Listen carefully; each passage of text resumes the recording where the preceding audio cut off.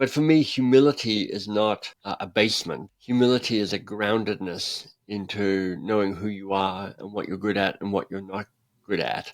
And so the list of things I'm not good at is manifold and exhaustive and exhausting, quite frankly.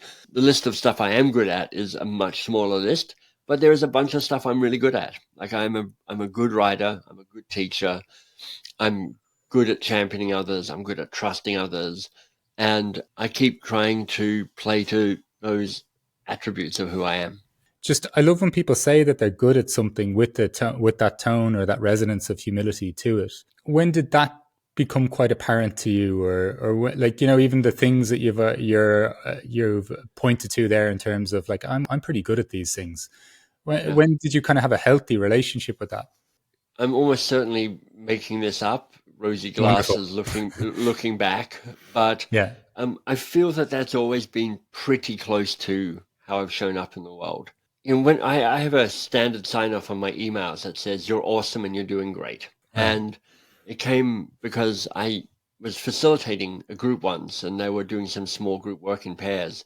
And at the end of the exercise, I said, now look your partner in the eye and say, you're awesome and you're doing great. And it was super awkward. Everyone was like, oh my goodness, what are we doing? It feels like the worst of Californian woo-woo. Um, but then I got them to, I mean, in the course of the next 60 minutes, they did it another 3 or 4 times. And by the end of it, they're like, it was just this wholehearted expression of, I see you and I celebrate you. And so I added it to my email, and my mum hates it because she's like, it's not even grammatically correct, and you're a Rhodes Scholar, goddammit. And it does feel a bit hypey. It is one way of experiencing it. But I literally get an email or two a week from people going, thanks for the encouragement around that.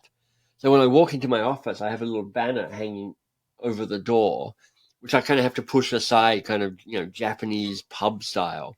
Right. And it says, you're awesome and you're doing great.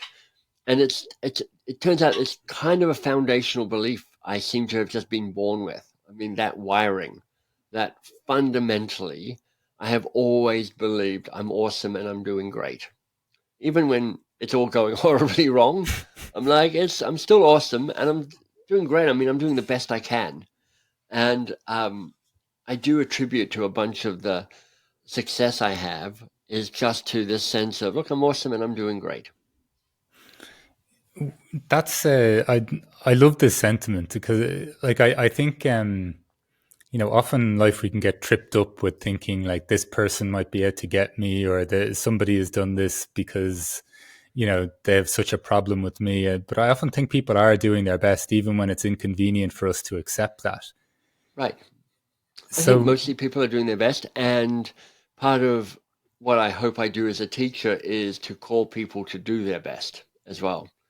So but creating context and encouragement and structures around them where it's easier for people to be brave and do their best.